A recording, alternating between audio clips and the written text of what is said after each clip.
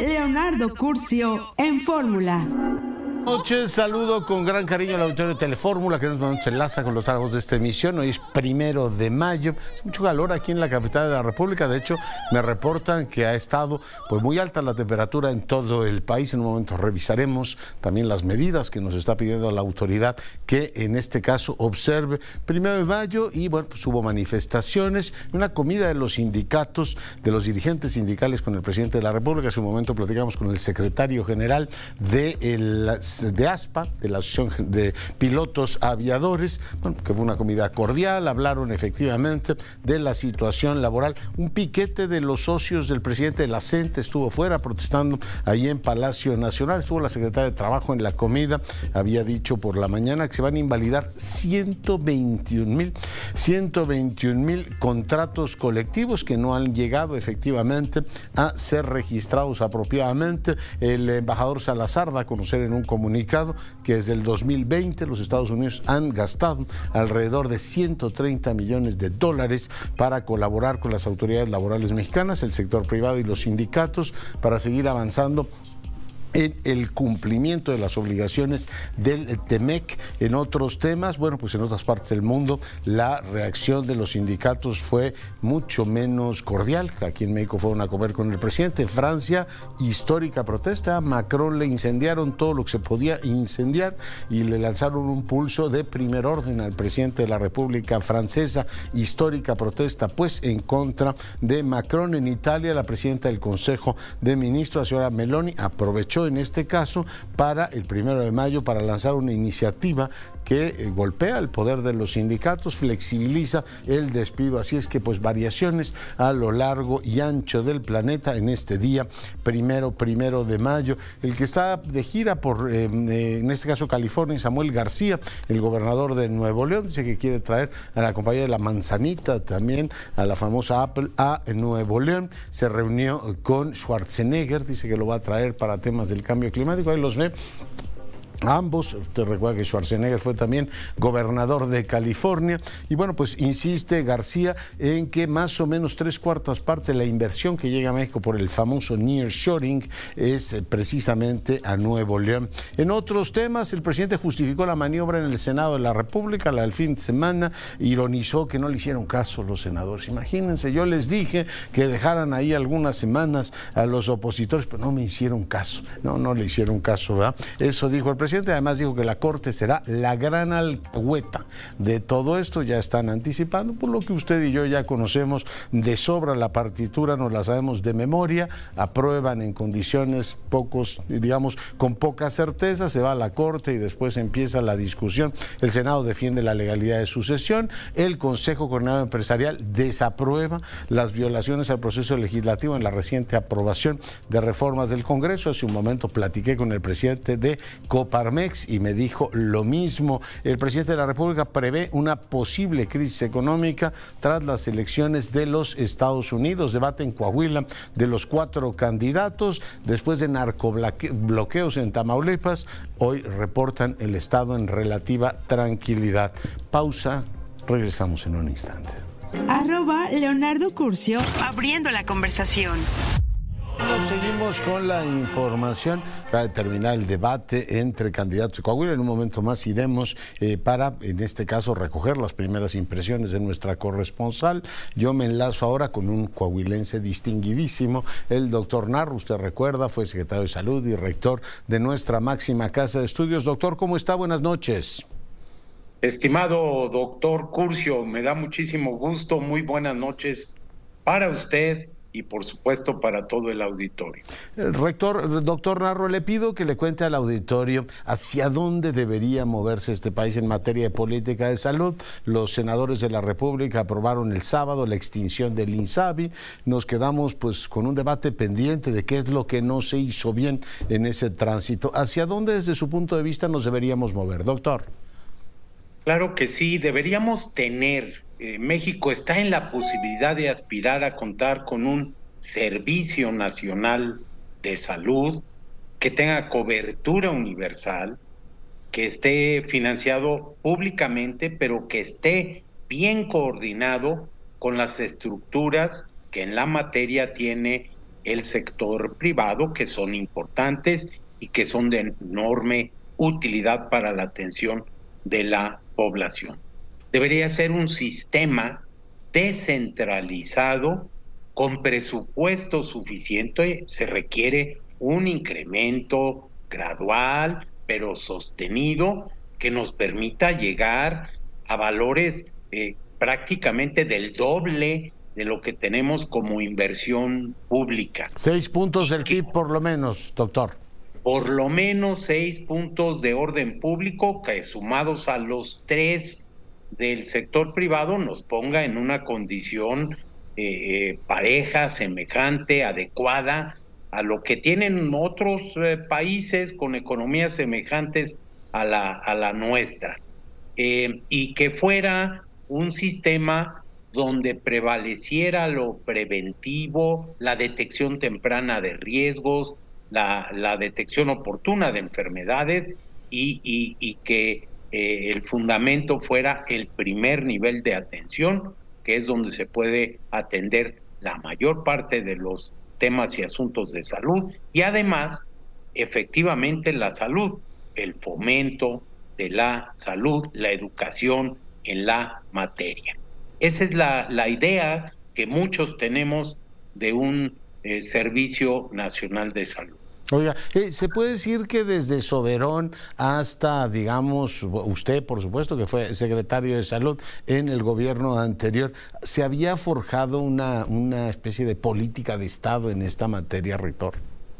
Sí la había. Recuerdo claramente el punto de vista de un gran médico que fue el sucesor del doctor Guillermo Soberón, extraordinario médico y maestro mexicano, universitario muy distinguido, y a quien se debe la modernización en los años 80, en la primera mitad de los años 80, de los servicios de salud. Bueno, el doctor Cumate decía que efectivamente la virtud que tenía la atención a la salud y las instituciones es que había lo que hoy podríamos identificar como una política de Estado. Desgraciadamente, en los últimos 4 años y medio, no ha sido el caso. Se ha optado por cambiar y pues realmente por suprimir, no por transformar, por tirar a la basura lo avanzado y por intentar empezar desde cero. El nuevo acuerdo, la nueva legislación, la nueva norma, la aprobación de la extinción del INSABI son representativos del fracaso de esa política y desafortunadamente, doctor Curcio, solo presagian un nuevo fracaso. En este caso, la mayoría construyó el INSABI sin escuchar. Recuerdo las expresiones de varios de los secretarios de salud, entre ellos usted, doctor Narro, diciendo el camino podría ser sin más interés que darle continuidad a esa política de Estado. Ahora desmontan el INSABI y tampoco quieren oír a nadie, como si no hubiera, digamos, lecciones que extraer de este sonoro, de este ruidoso fracaso que nos lleva a que pues tengamos graves problemas de abasto de medicina y globalmente el sistema de salud nos sale debiendo. Creo que hemos perdido entre 3 años y medio y 4 de esperanza de vida, doctor Narro. Sí, hemos regresado al nivel que se tenía a principio de la última década del siglo pasado, los años 90, en materia de esperanza de vida. Y yo quiero simplemente subrayar algo que es muy doloroso. México tiene que estar de luto porque los errores y los fracasos en las políticas públicas de salud, las equivocaciones que se han cometido, la falta de pericia, de sensibilidad, la incapacidad para escuchar, han ocasionado literalmente cientos de miles de muertos por la pandemia, pero por el manejo de la misma. Hay otros países que no tuvieron esas consecuencias. Y segundo, por el mal manejo de los servicios de salud. Sí, hay mucho que lamentar, estimado doctor Curcio. Muy bien, pues doctor Narro, le agradezco muchísimo que haya estado esta noche con nosotros. Al contrario, siempre es un gusto. Muy buenas noches y a la disposición. Gracias. Muy amable el doctor Narro, exsecretario de Salud, exrector de la UNAM, un gran epidemiólogo. El día de hoy, pues comentando con usted, así literalmente dijeron, se extingue el INSABI. Bien, o sea, fue un fracaso, es claro, palmario, obvio, hasta ellos lo reconocen. Pero un buen debate ahí, decir, a ver, ¿qué no podemos volver a hacer? Y sobre todo y particularmente, ese modo de aprobar las cosas sin oír razones de los que saben, los que han tenido experiencia en la materia, es decir, aquí no vamos a compartir absolutamente nada, va a ser así porque yo lo digo. Y bueno, pues fue así, y bueno, pues ahora, ¿quién se hace responsable de ese fracaso?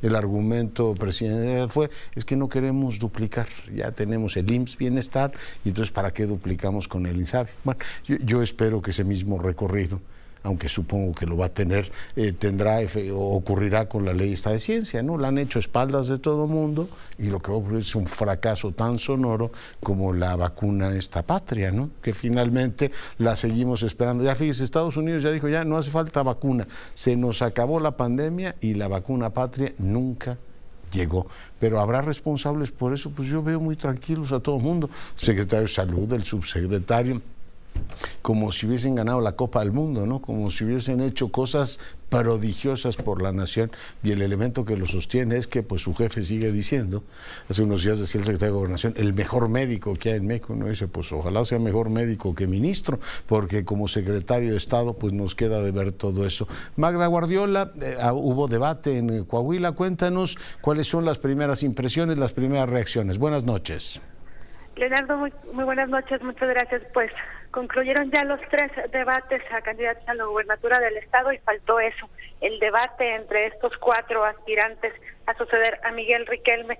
Y bueno, pues comentarte que se vieron unos candidatos cansados, unos candidatos fastidiados, y esto, bueno, pues ocurre a un mes de que se dé ya la contienda electoral aquí en el estado. Comentarte que, bueno, pues lo que se vio en este ejercicio democrático, el segundo que organiza el Instituto Electoral del Estado por mandato de ley, y el tercero porque hubo un intermedio ahí de Coparmex que organizó la Coparmex, pues bueno, se endurecieron los señalamientos o las agresiones entre los candidatos. El candidato de Morena, Armando Guadiana, se subió a los señalamientos que el candidato del Partido del Trabajo, Ricardo Mejía, le hizo a Manolo Jiménez, el candidato de esta alianza PRI-PAN-PRD. El que se quedó un poco pues por ahí rezagado fue el Lenín Pérez de Unidad Democrática y Partido Verde Ecologista, como que él no se sumó mucho a estos enfrentamientos. Sí le dijo 2, 3 cosas a Armando Guadiana de Morena, pero como que en esta ocasión los señalamientos se endurecieron entre todos. En el segundo y en el primero vimos que era como un todos unidos contra Manolo, y en esta ocasión pues ya un poco más endurecidos y más precisos los señalamientos. Sin embargo, pues bueno, las propuestas quedaron a deber, las propuestas no se lograron profundizar, y pues fue más o menos lo que ocurrió en este evento. Al final del evento, ya cuando había terminado, hubo un altercado ahí entre la esposa del candidato del Partido del Trabajo, Ricardo Mejía, con Mario Delgado, el líder de Morena. Le hizo ahí unos reclamos y se hicieron de palabras. ¿La esposa de Mejía, Mario Delgado? Sí, así es. ¿Pero qué reclamos le hizo? Le hizo unos reclamos. La verdad, Leonardo, no alcancé a escuchar muy bien, estaba un poquito separada del lugar, pero sí pudimos ver que le hizo unos reclamos con relación al tema de la candidatura entre la que aspiraba Ricardo Mejía, y que bueno, pues se la dieron al final Armando Guadiana. Muy bien. Bueno, Magda, ¿algún apunte más? Por el momento esto se desarrolló pues en tranquilidad, hasta donde se pudo observar un poco ahí de euforia al final, pero bueno, pues ya había concluido el ejercicio. Muy bien, pues muchas gracias, Magda, por el reporte. Buenas noches. Gracias. Bueno, pues ahí lo tiene. El debate el día de hoy terminó hace rato allá en Coahuila. Hay 4 candidatos. Vamos a ver ahora en el cierre si alguno de ellos declina en favor de algún otro, y si se empiezan a dar estos, bueno, pues arreglos políticos, suelen darse ya en función de la correlación de fuerza que detecten. Ya está en el estudio Salomón Chertorivsky. Mi querido Salomón, ¿cómo estás? Querido Leonardo, pues siempre con un gran gusto de saludarte hoy en fin de semana largo, pero aquí contigo, encantado. Día del trabajo. ¿De qué vamos a platicar hoy? Mira, hay un montón de temas. Digo, yo sentí que que ya nos cansamos de todo lo que pasó la semana pasada y además lo platicamos el lunes pasado, ya avisorábamos cómo iba a terminar el legislativo la semana. Hoy es el día del trabajo, quería hablar de salario mínimo, quiero hablar de OPE, quiero hablar de un montón de cosas contigo, quería hablar del INSABI, pero el doctor Narro y tú ya lo platicaron. Así que déjame, me adelanto esta semana a algo que me parece fundamental y no siempre lo estamos recordando. Te pido por favor que recordemos a nuestro querido OPE para empezar. Mira, yo creo que... Alejandro Ope. Alejandro Ope, una de las mentes más brillantes, analíticas, un hombre sensible, generoso con su tiempo, con sus ideas, su disposición. Un hombre que se dedicó a estudiar a profundidad la seguridad nacional, la seguridad pública y en todos sus ámbitos, que siempre tenía una visión pausada, sin estridencias, que siempre era capaz de analizar y darle vueltas a sus propias hipótesis y recapacitar sobre ellas. Y quiero insistir que siempre tenía el tiempo para brindárselo a los demás en el afán de construir política pública, siempre basada en evidencia. Él sí era un creyente de que si no había atrás evidencia, estadística, información, no se podía ni decir. Él no andaba nada más con creencias, lo que escribía tenía base robusta atrás, no había cifra con la que no diera una cita de dónde la estaba sacando, etcétera. Y como analista y como funcionario público empleó siempre el rigor y la independencia de criterio. Absolutamente. Y como ser humano, querido Leonardo, excepcional, ya se le extraña. Un abrazo para Julia y para sus hijos. Muy bien. Bueno, el próximo miércoles se celebra un segundo aniversario de la caída de la línea 12 del metro.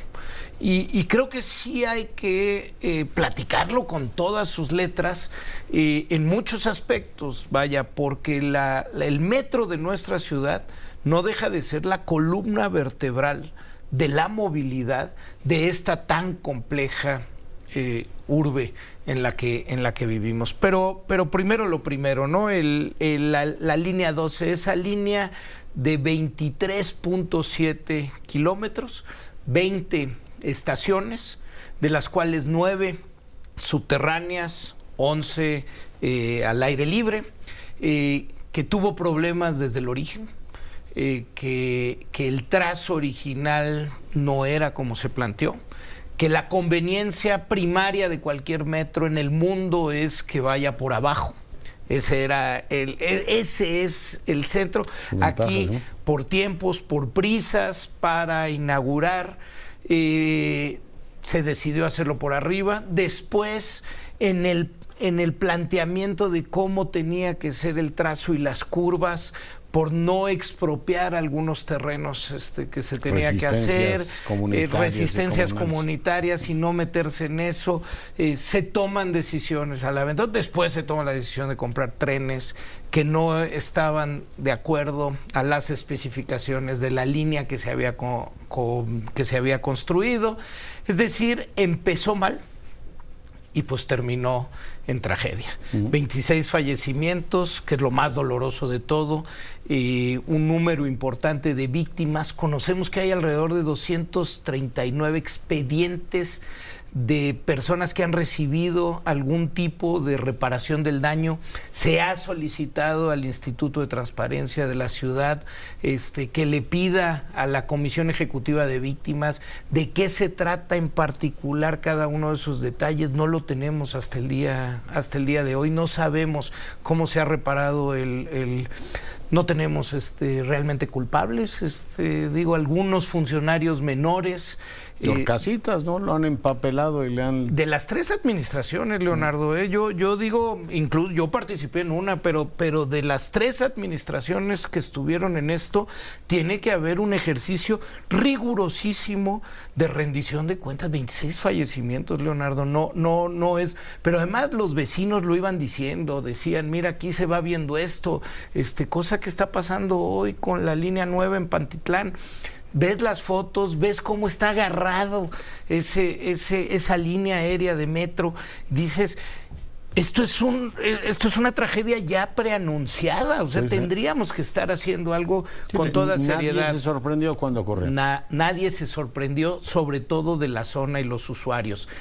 Afecta pues a mucha gente. Fíjate, la línea 12 en el año 2019 ya estaba transportando alrededor de 390,000 viajes al día. Hoy los últimos datos es de que está transportando 19,000 personas. Pasaste de un trayecto que en total, si te lo echabas completito, te podías echar 38 minutos. Hoy se están echando 1 hora 40, 1 hora 50, porque pues te tienes que ir en RTP, te tienes que cambiar, te bajas, sí, en fin. Entonces, 2 años sin que se vea para dónde. Creo que el aniversario del mes... Estamos muy por debajo de las obras de reconstrucción. Hoy me impresionó que el presidente decía, es que yo confío mucho en los ingenieros militares, porque si te dicen tal día está la obra, y bueno, cargó contra las constructoras, todo. Yo digo, bueno, y aquí en la capital nos ha hecho un vistazo de que lleva un retraso. ¿Cuánto lleva de retraso? Bueno, nos prometieron que antes del aniversario iba a estar reinaugurado. Ya funcionando. Es decir, ya llevamos 1 año adicional del año que nos habían dicho que mande unos ingenieros que iba a tardar. Bueno, pues al rato auxiliar a la doctora. Al rato eso va a pasar. Pero creo, Leonardo, que el aniversario del metro, además de seguir exigiendo justicia, de seguirnos doliendo de las personas que ahí perdieron la vida, creo que lo que nos debe de hacer pensar es el futuro de la movilidad de esta ciudad. Creo que tenemos que recordar que en el plan maestro del 2018 se hablaba de que se necesitaban 50,000 millones de pesos de mantenimiento, y traemos un decremento en la inversión de mantenimiento del 2017 a la fecha. El plan maestro de 1978 hablaba de 21 líneas de metro con 378 kilómetros, hoy tenemos 12 con 230 kilómetros. Es decir, el metro hay que tomárnoslos en serio, y para el futuro necesitamos un replanteamiento completo. Para el presente necesitamos urgentemente mantenimiento, y sobre todo donde hay señales de alerta. Ya no es una escalera que no funciona, como es Pantitlán, la línea 9, necesitamos urgentemente una revisión, porque eso que tú ves en las fotografías es una tragedia anunciada. Sí. Muy bien, Salomón, pues agradezco mucho el comentario. Gracias, nos vemos aquí la semana próxima. Nos vemos por aquí. Bueno, y seguimos con la información. Ahora tenemos al presidente del Senado de la República ya en el enlace, Alejandro Armenta. Presidente, ¿cómo está? Leonardo, buenas noches. Gracias a Radio Fórmula por esta oportunidad de comunicación. Estoy a tus órdenes. Oiga, pues Leonardo, cuéntele al auditorio, está bien blindada jurídicamente la sesión que tuvieron el sábado, porque bueno, pues ya ha escuchado usted, ha estado dando entrevistas sobre el particular. Parece que el caminito de la Corte ya está prefigurado, presidente. En pleno respeto a las acciones que pueda hacer cualquier senador en su legítimo derecho. Nosotros fundamentamos nuestros actos en el artículo 77 de la Constitución, fracción primera, y en el 46, numeral cuarto del reglamento del Senado. ¿Qué hicimos?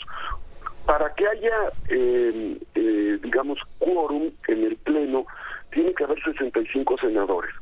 Convocamos a sesión a la 1:00, el Pleno se pudo integrar a las 5 de la tarde.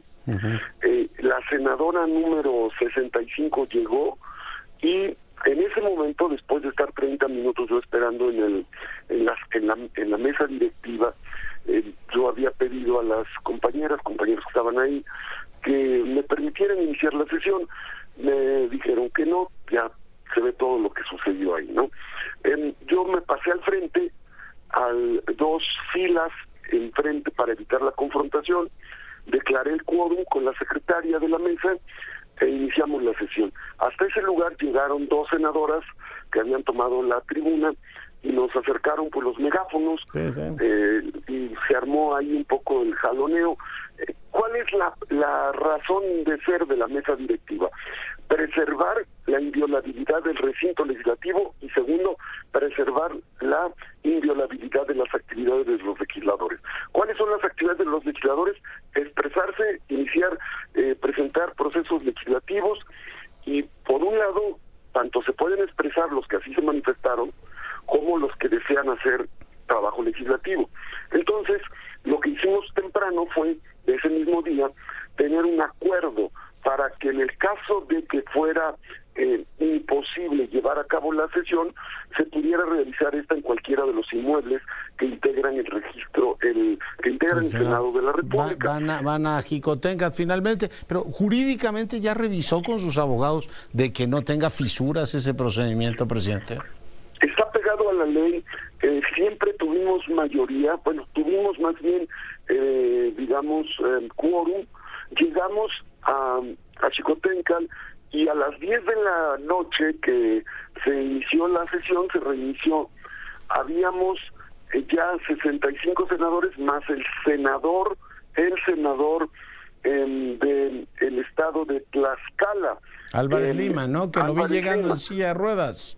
Sí, porque tuvo una operación y estaba convaleciente, pues llegó hasta allá con él, hicimos el senador 66 y luego se integró la senadora número 67. Llegamos a tener ¿Quién era 67. quién? ¿Tenía usted a Abreu y a Claudia fuera del país? Sí, y en cualquier momento un senador puede solicitar la licencia.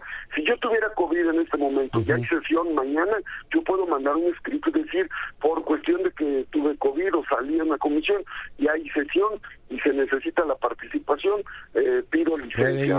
Puede ir el sustituto y votar, sí. Claro, no hay ninguna violación al reglamento. Ahora, las votaciones se llevaron a cabo, hubo discusión, estuvieron senadores de Morena, del PT, del PES, de Movimiento Ciudadano, perdón, del PT, PES, y del el Verde Ecologista. Y Morena, desde luego, se llevaron a cabo las minutas, se hizo el trabajo legislativo y estamos atentos. Ya.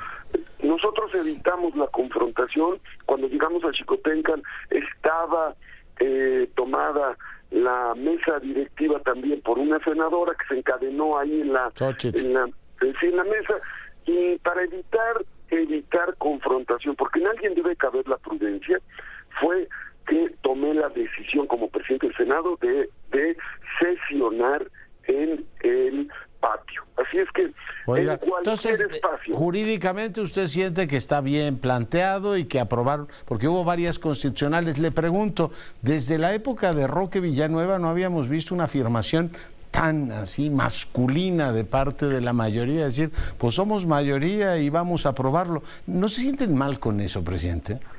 Nosotros hubiéramos querido sesionar en el Pleno, tan es así que acudimos ahí al Pleno, tan es así que nos preparamos para estar en el Pleno, pero tanto derecho tienen los que se manifiestan, Leonardo, como las y los senadores que quieren que se haga el trabajo legislativo. No solamente era el tema del INAI, había más de 70, hay más de 70 nombramientos, magistrados, de salas y siguen en regionales. falta en eso, presidente. Claro, y vamos a tener que legislar en ese sentido, porque los temas estos que están pendientes se tienen que continuar, y desde luego es responsabilidad de todos. Aquí hay corresponsabilidad de todos, porque no es correcto decir que unos y otros. Como presidente del Senado, busqué preservar el derecho de manifestarse de unos, pero también preservé el derecho de legislar que tienen otros, y en ese sentido nosotros hicimos el trabajo con prudencia y con pulcritud legislativa. Si hay alguna resolución o quisieran presentar algún procedimiento, bueno, pues están en su derecho. Nosotros no limitamos cualquier tipo de acción a la que tiene derecho un senador o una senadora, sea para interponer un procedimiento o sea para legislar. Ya, pues veremos cómo transcurre efectivamente este plano, digamos, de controversia, ¿no? En este caso que vaya a la Corte, pero se nos va a ir más largo que el plan B este viernes, mi querido senador. Bueno, se aprobaron, no sé si quieran estar en contra del 3 de 3, que es un asunto a favor de las mujeres, no sé si quieran también que se le quite a los jóvenes la posibilidad de votar y ser votados. Esas dos son constitucionales, ¿verdad? Esas dos son constitucionales. No sé si también están en contra de que los jóvenes puedan votar y ser votados, o de que las micro, pequeñas y medianas empresas puedan cotizar en la bolsa de valores y tener acceso a beneficios en esa materia. Hay muchas cosas que tienen que ver con los beneficios de los mexicanos.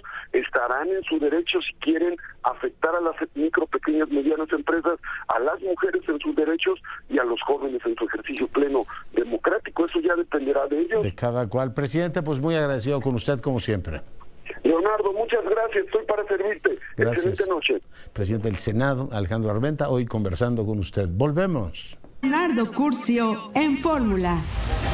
Por supuesto, pendientes de la información. Hay mucha expectativa por saber cuál es el contenido y el alcance de la iniciativa que llevaría el Papa Francisco para tratar de parar la guerra. Los medios rusos dicen que participa en una misión secreta para lograr la paz en Ucrania. Está involucrado, dice el Vaticano, en una misión. Los medios occidentales dicen que no hay todavía una información clara por parte del Vaticano. Ucrania dice no tener conocimiento de la misión de paz en la que participa el Papa Francisco. Pendientes pues del tema. Eduardo Borges, te saludo. Muy buenas noches, Leonardo, gusto en saludarte también. Oye, ha habido bronca por todos lados, el presidente llamó a las corcholatas, las alineó, hoy vimos el artículo de Ricardo Monreal, aprobaron 20, en este caso reformas de distinto tipo en el Senado de la República, pero el INAI lo dejaron sin funcionar, Eduardo. Sí, después de unas horas donde parecía, Leonardo, que podría destrabarse la situación que tiene el Instituto Nacional de Transparencia, el INAI, junto con el gobierno de la República, que ha ido escalando los adjetivos, las afirmaciones, las descalificaciones sobre el INAI. Parecía por unas horas, ¿no?, que iba a haber un nombramiento, que se podría tener el 5º comisionado y que eso le iba a permitir al instituto avanzar, por lo menos en los temas que tienen que llevarse al pleno de este organismo. La verdad es que fueron solamente unos minutos de esperanza, de posibilidad de apertura, y después fue fulminante, ¿no?, la reacción tanto de la propia bancada del senador Monreal como pues la señal del presidente de la República diciendo a nosotros nos gusta el INAI así, sin poder trabajar, sin poder avanzar. El propio senador Monreal reconoció que todos los esfuerzos para encontrar un acuerdo con la oposición y con el gobierno pues llegaban a su límite. Leonardo, delicado lo que vivimos el jueves y el viernes pasados. La verdad es que no fue una situación pues correcta en términos políticos, ¿no? Y se deja al INAI pues durante varios meses por lo menos sin posibilidad de atender los asuntos más delicados. Hoy ya se liberaba el primer corte de caja, son más de 3,000 asuntos los que no han podido resolverse desde el pleno del instituto, Leonardo. Pues ahí está el mensaje político y no parece que en los próximos días se vaya a resolver por razones obvias. Hace un momento platicaba con el presidente del Senado y le decía, bueno, pues están en falta y no parece que haya demasiada, incluso para una mayoría que se reafirmó de manera, yo decía, muy masculina, como preocupación por estar en falta en eso, y creo que hay como 30, ¿no?, tribunales electorales que están decapitados, mi querido Eduardo, esperando nombramientos. Sí, hay una cadena. El INAI tal vez es el asunto más notorio y el que se ha convertido en objeto de mayor controversia por las propias afirmaciones, por lo que se ha escuchado, esta expresión terrible, ¿no?, de que el mejor escenario para el gobierno es un escenario sin transparencia, sin INAI. El mundo ideal, ¿no?, fue lo que se conoció, que se platicó desde la Secretaría de Gobernación con el Senado, con los senadores de Morena en el Senado de la República. La verdad es que no es el único caso, hay varios nombramientos pendientes y también hay, pues yo creo que diría, algunas omisiones en el proceso legislativo. Ya ni siquiera se invoca el Parlamento abierto, Leonardo, ya ni siquiera la posibilidad de tener una discusión serena, inteligente, articulada sobre las iniciativas de ley, como salgan y con toda la fuerza de quien tiene mayoría en la Cámara de Diputados y en el Senado. La verdad es que sí creo que nos vamos a arrepentir y mucho de lo que se está produciendo legislativamente, y los costos que tanto preocupan al gobierno y que tanto están en el discurso presidencial, Leonardo, los costos van a ser incalculables. Ya vimos lo que nos costó la aventura del INSABI, ya hemos visto lo que cuesta legislar así, por la fuerza, por al vapor sin una deliberación pública y ojalá de veras los costos. Oye, y nadie se hace responsable de eso, ¿no? Todo el mundo sigue en sus cargos como si tuvieran un desempeño distinguidísimo. Sí, una protección política para quien no ha actuado pues conforme se esperaba, ¿no? Por parte del gobierno, Leonardo. Pero yo diría que los costos van a rebasar por mucho a los ahorros.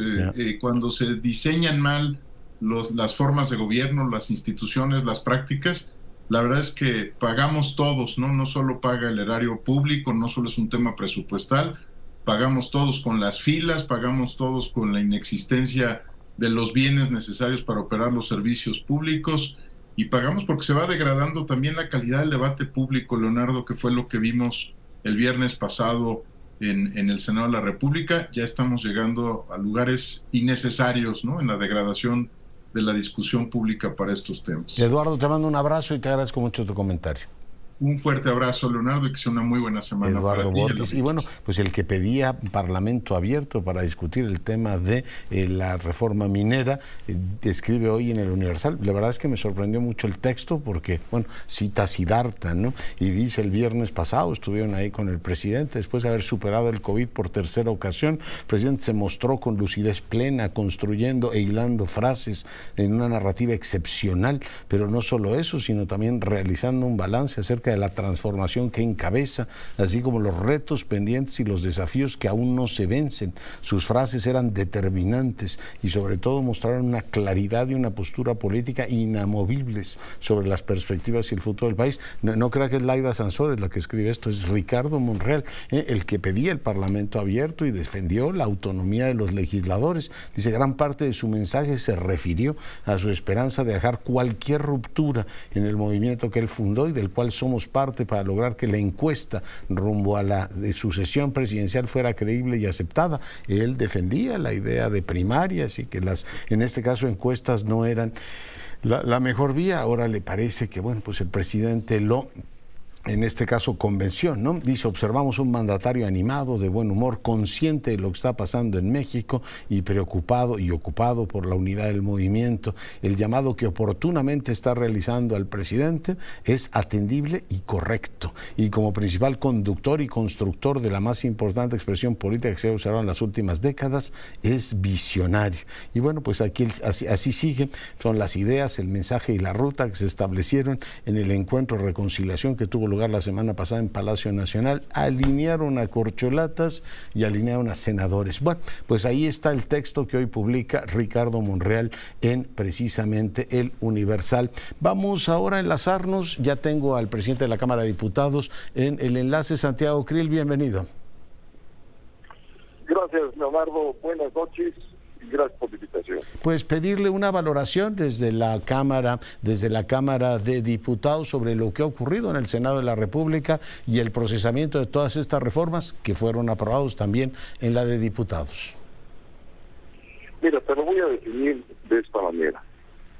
En 24 horas retrocedimos 24 años. ¿Por qué? Bueno, pues en primer lugar porque se desbarató el sistema de salud, el sistema de investigación, de ciencia, de tecnología, de innovación, porque se terminó el financiamiento al campo, a la actividad primaria de la economía del país, porque además se afectó gravemente a una de las industrias más potentes y más poderosas del país, que es el turismo. Todos los impuestos de los turistas ahora se van a ir para financiar las obras de infraestructura, léase el Tren Maya, léase Dos Bocas, y lo que haga falta para el AIFA. Por otra parte, se reguló el espacio aéreo a través de una militarización, cuando debía de ser la aviación civil, como en cualquier otra parte del mundo, quien normara y regulara el espacio aéreo. Esto con el objeto de mejorar la calificación para que se pudiera dar pues una situación mucho más favorable para nuestras líneas aéreas y para la comunicación aérea en el país. No se va a lograr de esta manera.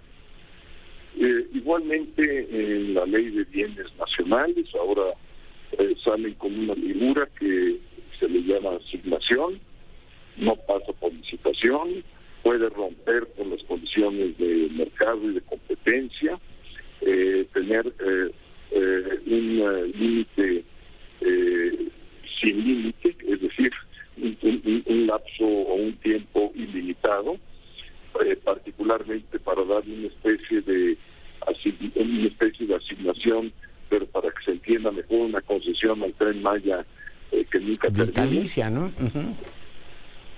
¿Perdón? Vitalicia, ¿no? Eterna. Exacto, eterna. Yo creo que es la mejor manera de definirlo. Entonces, fueron las 24 horas más costosas que ha tenido el país y que nos regresan prácticamente a 3 décadas atrás. Leonardo, Presidente Krill, desde la época en que Salinas de Gortari decía ni los veo ni los oigo, no habíamos visto una mayoría tan refractaria a escuchar a la oposición. Mira, yo te diría que en mi experiencia nunca he visto lo que aconteció en la Cámara de Diputados y después en el Senado. Nunca. ¿Por qué? Por las formas, inclusive hasta por el fondo. Nunca se planteó una situación tan desbaratada de determinar lo que va a ser el sistema de salud de un país como México, de más de 130 millones de integrantes de nuestra población, y que en 24 horas se decidiera acabar con el INSABI y transferirle todo el sistema de salud al Seguro Social, que no está preparado. Además, es una organización tripartita que tiene un diseño y una estructura que no da para lo que la quieren usar. Pues, ¿cómo es posible que no se haya tenido una discusión seria? O por lo menos para aprender de los errores, Santiago. Pues sí, pero es el sistema nacional de salud de todo nuestro país. Es el que brinda lo más importante, que es la salud para un ser humano. Segundo, ¿cómo es posible que, teniendo ya todas las opiniones en contra de la Ley de Ciencia y Tecnología, por las limitaciones que se le daba a la investigación científica y tecnológica, y por lo tanto a la innovación, se impusiera de esa manera? Si lo que necesita México es justamente eso. Estamos en la época del saber, del conocimiento, en donde los países, su poder y su dominio ya es a través del mundo del saber, de las ideas, y por eso requerimos un país con investigación libre, que permita que la ciencia hable por sí misma y no a través de ideologías absurdas que lo único que hacen es limitar la libertad que requiere el científico para poder avanzar la ciencia, la tecnología y la innovación. Entonces, son cosas que afectan terriblemente, por ejemplo, a la parte educativa. Entonces, ¿qué tenemos? Tenemos un problema serio en materia de salud, un problema gravísimo en términos de la educación, en donde realmente su columna vertebral, que es la ciencia. Luego nos vamos al campo. El campo le han quitado prácticamente todos los programas que tenían en las administraciones pasadas a quienes viven del campo, sea en la ganadería, sea en la agricultura, y ya no hay financiamiento. Entonces, ¿qué es lo que decían en los debates? Que se les va a dar directamente, es decir, utilizando la misma figura que cuando cancelaron las estancias infantiles, que dijeron, bueno, se los vamos a dar ahora directamente a los abuelitos para que se encarguen de los niños. Pues no, esto no funciona. Y eso así. funciona para No políticas funciona electoreras, pero no para una política de Estado, creo yo, ¿no? O sea, si quieres cambiar determinada situación. Pero bueno, esa es mi opinión. Supongo que todo esto va a la Suprema Corte de Justicia. Esa es la buena noticia, que pues tan grave lo que aconteció, tan desahuciado el procedimiento, que rompió con todos los parámetros, pero que además, por otra parte, jurisprudencia ya en la Corte claramente determinada cuando se dispensan los trámites, no hay urgencia y no es obvia esa dispensa, se anula el procedimiento y por lo tanto el resultado de ese procedimiento son las piezas legislativas de las cuales estamos platicando. Ya, pues pendientes estaremos, por supuesto, de todo el proceso. Presidente Krill, gracias por la entrevista. Doctor Curcio, muchas gracias por la oportunidad. Un saludo y buenas noches. Santiago Krill es la cabeza del Poder Legislativo, presidente de la Cámara de Diputados. Hoy conversando con usted, le decía que ha hecho mucho calor aquí en la capital de la República y entiendo, ingeniero Hernández Unzón, que en todo el país. Cuéntenos qué tiene usted en su pantalla. Claro que sí, doctor Curcio, y sí, ambiente muy caluroso para la noche. En estos momentos 22 grados centígrados, pero se siente por supuesto mucho más calor. La humedad relativa menos de 20% y el viento en ocasiones arriba de 20-30 kilómetros por hora. Así que son condiciones muy propicias para que gran parte del país, doctor Curcio, tenga el riesgo para la propagación de incendios forestales debido a este ambiente tan seco y tan caluroso. El día de hoy vientos arriba de 80 kilómetros por hora en Baja California, en Sonora, en Chihuahua y en Durango. En el Valle de México pues se esperan temperaturas de entre 18 y 17 grados centígrados para la medianoche, así que pues sí se va a sentir bastante calor en las próximas horas, y para el día de mañana ya muy cercano a los 30 grados centígrados nuevamente el Valle de México, y con vientos que pueden superar los 60 kilómetros por hora, así que vamos a ver un incremento de los incendios. El día de hoy fueron 70 incendios activos que reportó la CONAFOR, doctor Curcio. Muy bien, pues pendientes estamos del asunto. Muchas gracias, ingeniero. Fuerte abrazo, muy buenas noches. Gracias. Bueno, pues ahí tiene usted, por supuesto, el tema. Le comentaba que el día de hoy el presidente de la República dijo algo que es perturbador. Anunció que, bueno, pues dentro de la información que él tiene, podría haber una crisis en los Estados Unidos después de en este caso, las elecciones. Tienen aquello. Tampoco hay que ser particularmente sospechoso sobre el particular. Los indicadores no son especialmente buenos en los Estados Unidos. Tienen colgado literalmente de alfileres la economía, y aunque sean muy poderosos, pues han estado gastando en cantidades extraordinarias. También dijo que el día de mañana, ya nos enteraremos con todo detalle, vendrá una reunión con una funcionaria norteamericana sobre temas precisamente de la migración. Voy ahora con Mara Almeida. Mara, adelante. Hola, muy buenas tardes, Leonardo. Un gusto en saludarte a ti, a la producción, al auditorio. Pues sí, fíjate que acá en Ciudad Juárez, el día de ayer, pues se llevó a cabo la audiencia del comisionado del Instituto Nacional de Migración, Francisco Garduño. Recordemos, bueno, que se iba a llevar a cabo la audiencia donde se iba a decidir si se le vinculaba o no a proceso. Pues el juez decidió que sí lo vincula, Leonardo. Esto, bueno, por el delito de ejercicio ilícito del cargo público en la calidad de omisión. Esto es bajo la causa penal 237-2023. Déjame comentarte, Leonardo, que bueno, la defensa trató de establecer 29 puntos, esto para demostrar ahora sí que la inocencia del señor Garduño, y el juez pues nada más aceptó 10, quedó pendiente pues seguir con el proceso. Se fijó una fecha en agosto para poder llevar a cabo el juicio de este pues funcionario. ¿Agosto? Y la defensa, sí, en agosto, así es. Y bueno, la defensa, Leonardo, comentó que ellos iban a impugnar porque ellos consideran que, bueno, no era correcto que este señor fuera vinculado a proceso, así lo dejó saber su abogado. Muy bien, pendientes estaremos en agosto, y bueno, mientras tanto él sigue en el cargo. Nosotros nos vamos. Gracias, Mar. Cuídese mucho y sea rabiosamente feliz. Se lo merece.